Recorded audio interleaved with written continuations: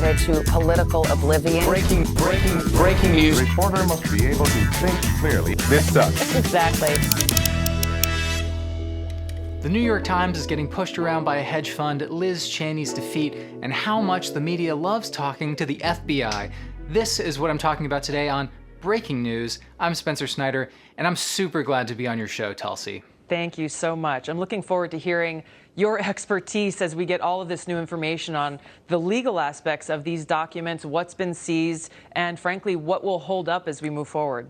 Thanks, Tulsi. Yeah, I don't really want to talk about any of that. I just wanted to come on to say that I guess I think you're kind of a political non-entity, really. This episode of Tucker that you're guest hosting, I know it's going to be boring, just like everything else on Fox. I mean, you have the cable news format, same as CNN. You're just talking about the same handful of things that the show before you talked about and the show after you's going to talk about, with little exception. So, like, there's nothing there. I mean, I do appreciate you having me on just to express how inconsequential I think your career is. That's generous of you. But your only bankable quality as a political figure has been your willingness to abandon your political orientation for the next. You know, I can't know if you're a totally cynical actor or you're just like, the novelty of new ideologies is always evaporating for you, but you have a pattern, right? In 2016, you were rising in the Democratic Party. You were really young, and then you gave up your post to endorse Bernie. That was cool. It was novel. It's exciting to see a politician not just let the trajectory of their career just sort of ever degrade their convictions. That endorsement actually cost you something, but you know, maybe that was all a stunt. And you convinced yourself it was brave and right, and then said, you know, plus it is going to be great for my brand. But that's secondary. I don't know, benefit of the doubt. But then you run this campaign for president in 2020, and it didn't seem like it was just to popularize your anti-interventionism ideas. Because obviously, that's all great. But it was something apart from Andrew Yang when he was running to popularize a universal basic income. Like, it felt like that was his singular focus. Obviously he jumped the shark. But he did bring a tremendous amount of attention to the UBI. That was a focused ideas campaign. And yours just wasn't really. On top of that, you're not that charismatic. You're not a great orator. You're not a great performer. I mean, like, Tucker is really good at this. I mean, Tucker sucks. But he's a great performer. He's good in this role. That's why he's an effective and evil communicator. And that's why I don't think you'll last in this role either. Because here's my theory. After 2020, when you realized there was no career waiting for you as a progressive or anti-war personality, the novelty of being a progressive and existing in that media sphere kind of dissolved for you. You know, maybe that's what happened with your rise in the Democratic Party too. Maybe in 2016 you realized you kind of hit a ceiling there and got excited about the next project, being a progressive. But then you waited around for a few years, you ran in 2020, hit a wall, and then you got excited or bored or, you know, who knows. But then you started transitioning again, and now you're here. You're a turncoat Democrat. You get on TV and you say, wow, you know, the Democrats, they're just too woke now, you know? Like letting trans kids compete in sports, you know, all 15 kids who are trans and want to do sports, well, that's actually fascism. I mean, you must have some idea how cruel and bigoted all of your rhetoric about trans people are. But, you know, it's satisfying to hear a Democrat say these things because you're a turncoat. Same as Michael Steele or whoever on MSNBC. Your only purchase is your willingness to be a traitor in basically any direction. But I think you will always hit a ceiling because you can't be a traitor forever, right? Eventually you're one of them.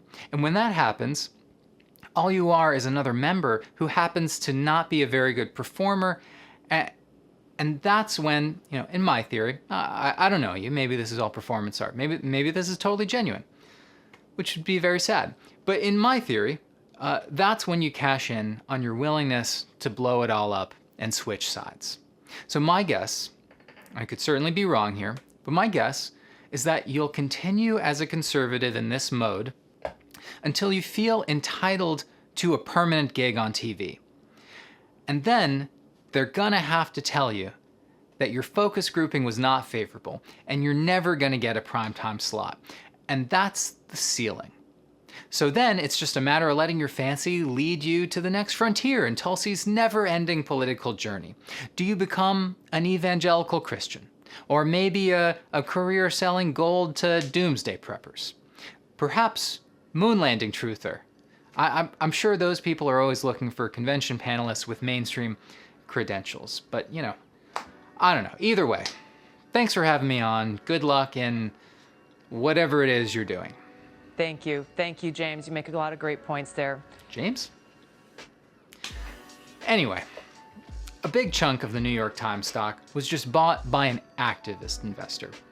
Now, an activist investor, if you don't know what that is usually a hedge fund that is seeking to buy enough shares of a company that they can push around that company's trajectory. They're pirates, basically. If an activist investor takes an interest in your company because they think it's underperforming, they come in, buy a bunch of stock, and then changes start happening. Microsoft's Steve Ballmer stepped down as CEO in 2013 after Value Act bought a stake and pushed the company for changes. A week after Ballmer left, Value Act got a board seat. A few other CEO changes have followed a Value Act stake. Whether any of the changes had a direct connection to the fund is hard to prove. So an activist investor comes in and basically says, well, we work here now. We have a say. And Value Act, who got a board seat at Microsoft after the CEO left, that's who just bought a bunch of New York Times. They just bought 7% of the company, and their hope is to push their agenda, obviously. Basically, as Value Act sees it, there's a bunch that the New York Times can do with digital subscriptions that they don't feel like they're doing. Value Act said its research has determined that subscribers would be willing to pay a premium for the bundle, which includes cooking, games, product review website, The Wirecutter, and sports website, The Athletic, in addition to the news. This is an opportunity we believe management needs to drive with urgency, as it is the biggest lever to accelerate growth, deepen the New York Times' competitive moat, and ensure long-term strength and stability of the platform, Value Act's letter said. You know, all in all, it seems pretty innocuous as far as what it could potentially have been, but I think the real thing here, obviously, is the fact that the paper of record, because it is publicly traded with a profit directive and shareholders to answer to, they are susceptible to investors with ideas about how the company should be run. Anyone can come in and buy a bunch of shares and negotiate their way into a board seat. The Times has dealt with activist investors before. In 2008, the hedge funds Harbinger Capital Partners and Firebrand Partners told the company they intended to nominate 4 independent directors to the publisher's board. The Times ultimately struck a deal with the investment firms, offering up 2 board seats. Is it a good idea that something that I'm sure many people would characterize as a public service can be injected with influence by anyone willing to throw a couple $2 billion at it? And this obviously gets to a bigger discussion about ownership and the fact that a few investors with big stakes in a company can always force a company to bend. Because if the company refuses, the stakeholder can sell. And selling off a large stake means their stock is going to go down. And thus, activist and institutional investors like Vanguard and BlackRock or State Street, a bunch of others, they are a force helping press media companies towards strictly market objectives. Obviously, this is a big difference between corporate and independent media. Corporate media is an investment. It's an instrument of profit that is not allowed to operate in the red. If it wasn't possible to make money doing news-related items, cable news wouldn't exist. And if the kind of news they're currently doing stopped making a profit, things would change. This is all discussed in the ownership filter of manufacturing consent, which I actually did a video on over at my channel. In election news, Liz Cheney has lost her congressional primary in the state of Wyoming to her opponent, Harriet Hageman. Liz Cheney, of course, is a vision of courage. What else can you say about her? She sacrificed herself for the truth. She was too good for this Congress and was taken from us. But I do believe, with the media there as a tailwind, she will become the phoenix, rising into a hopeless presidential bid that no one wants, which will only serve as a bridge to her next career in which she will get to continue her existence as a harmful force in the universe. And if the media had even a child's ability to self-reflect, they would at least feel embarrassed about what they're engaged in, but they don't. So until then, The former president said last night you're now headed to political oblivion. You said this fight is just beginning. You've even launched a political organization already. So let's just be straight about it. Are you considering running for president yourself? Well, what I'm going to do, Savannah, is spend the next several months completing my work in Congress, obviously completing my work representing the people of Wyoming. We have a tremendous amount of work left to do on the January 6th committee. And also, though, I'm going to be making sure that people all around this country understand the stakes of what we're facing, understand the extent to which we've now got one major political party, my party, which has really become a cult of personality. And we've got to get this party back to a place where we're embracing the values and the principles on which it was founded, and talking about, fundamental issues of civics, fundamental issues of what does it mean to be a constitutional republic. But Congresswoman, you didn't answer me yes or no. It takes to keep Donald Trump. I will be doing whatever it takes to keep Donald Trump out of the Oval Office. Well, I know you didn't say yes or no, and that's fine if you're thinking about it. But are you thinking about it? Are you thinking about running for president? no, but are you thinking about it? Are you thinking about running for president? Because, I'm a journalist, and it's my job to ask tough questions that are on everyone's mind. Like, are you going to do this thing that will matter to absolutely nobody except the suckers who donate to your campaign? Like, what I don't get is Cheney's going to announce. Everyone who's going to run for something has to announce sooner or later. So it's kind of mind-boggling that anyone sees the value in grilling someone on that question to begin with. But that is the high-profile performance journalism that actually is convincing to a lot of people, because if it wasn't, it wouldn't be on. But if you really wanted to grill Liz Cheney on a presidential run, Savannah, if you're watching, you could ask, why? Not just point out that other people have said, Cheney has no hope, but you could say, well, look, obviously, you're not going to run as a Democrat because right now you're the enemy of our enemy, and that's great, but no one would vote for you in the 2028 primary against an actual Democrat. That's silly. Well, hey, look, anything can happen, especially things that are both maximally horrible and stupid at the same time, but in all likelihood, that's not in this reality. And if you run in the Republican primary in 2024, well, aren't you sort of betting that the greater Republican Party is much less committed to Trump than the people of Wyoming are? And so, in all likelihood, you will not only lose a Republican presidential primary, you will perform quite pathetically. Therefore, since you're probably too smart to think you could win anything, if you do decide to run, what would you hope to gain from the experience? That would be cool. And then the New York Times would run something like, Liz Cheney is running for something greater than president. She's running for the truth. And then a lot of people would read that and miss the fact that it's very dumb. And why would it be dumb? Because the whole project of being a Republican is about denying truth. And Liz Cheney is an anti-choice, pro-torture monster who is still a fully committed Republican. Do you believe that America is better off with President Biden than President Trump? I believe that President Trump's policies, which I supported 93% of the time, were much better for America. Now, that isn't the issue, though. The issue is whether or not we abide by the rule of law. Did you vote for Joe Biden? I did not. And I would not vote for a Democrat ever. So it just begs the question, what do the non-Republicans who like her, and I don't think it's not everyone who watches CNN who likes her. Many people understand who she is. But the non-Republicans who do like her, what do they see in her? And I think it's pretty simple. The media have taught that the maintenance of democracy and trust in our institutions subsume all other issues. Trump is against those things.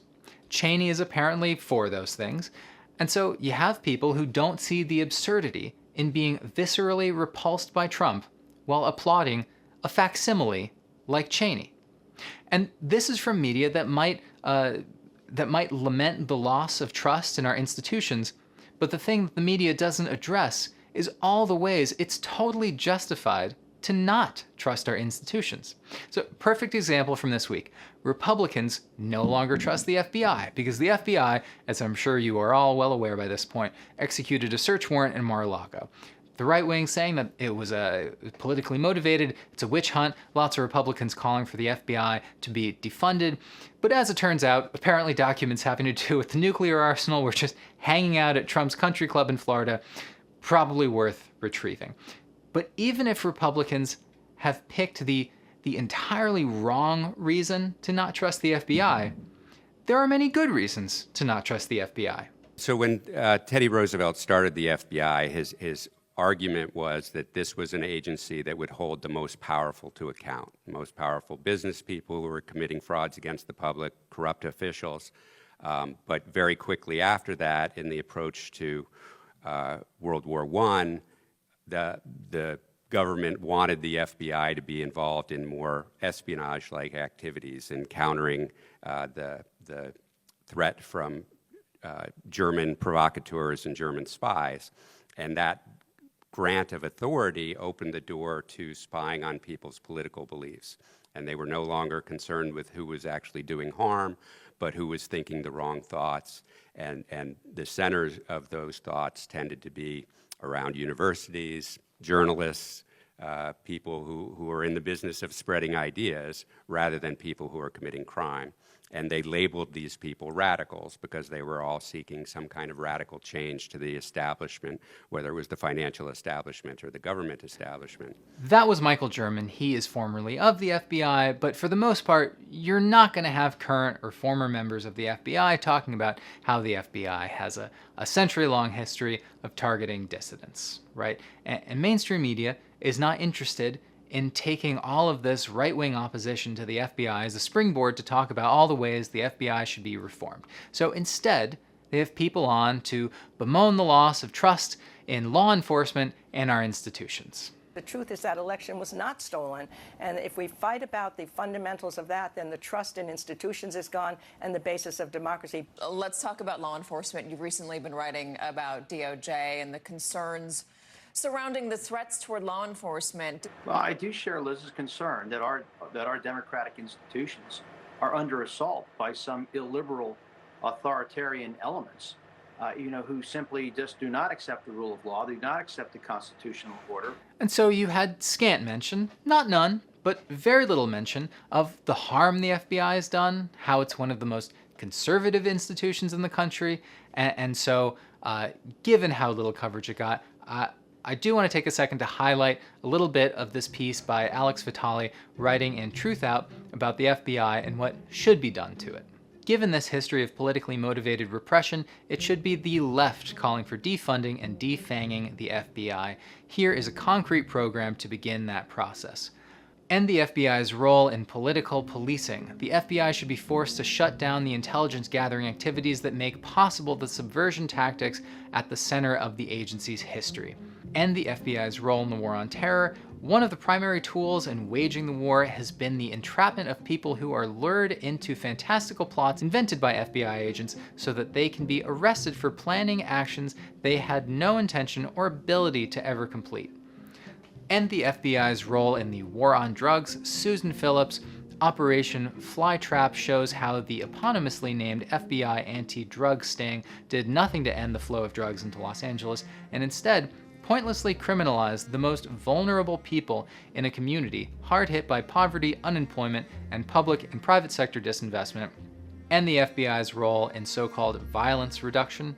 For years, the FBI has been using RICO conspiracy laws to target youth violence. These takedowns ensnare large numbers of young people based on their associations rather than direct involvement in violence. In one such mass arrest of 120 young people, half of those charged were simply accused of drug-related offenses and held without bail for up to 2 years awaiting dispositions. Needless to say, I did not come across any commentary of that caliber in any of the televised news I looked at. However, there were days where there were a dozen appearances by former FBI. But here's the thing, cable news, NPR, they're not interested in dissident voices for the most part either. So there's a story about law enforcement. What do? They call the former law enforcement pundits to talk about it. Fox had a bunch of FBI people on this week also. For conservative media, obviously crime and celebrating law enforcement are big themes, and for the liberal side of the media, they turn to it as a story about how crazy the other side is, which they are. But that's not the point. Or they turn it into a story about strategy and whether or not it'll be good or bad for Democrats. When defund the police was a big ticket item, how much of that topic was about whether or not it resonated with people as a slogan? Now, however that shakes out in the polling, it's irrelevant. It's subordinate as a news item to the fact that New York City, for example, spends about $11 billion on police, and a couple $100 million of that is just payouts to people who were wronged or brutalized by the police and then sued the city. And if people were confronted with that information a dozen times a day, their reaction to the slogan defund the police might be different. Now obviously, this is the same for the FBI. If instead of having former FBI as commentators every day, you had people talking about the sins of the FBI, you'd still be able to talk about how the right wing is totally out to lunch without training people to reactively defend an institution that's responsible for quite a lot of harm. But I guess that would be too much to ask. So that'll do it for me. You can follow me on Twitter or at my own channel where I explore why the media is this way.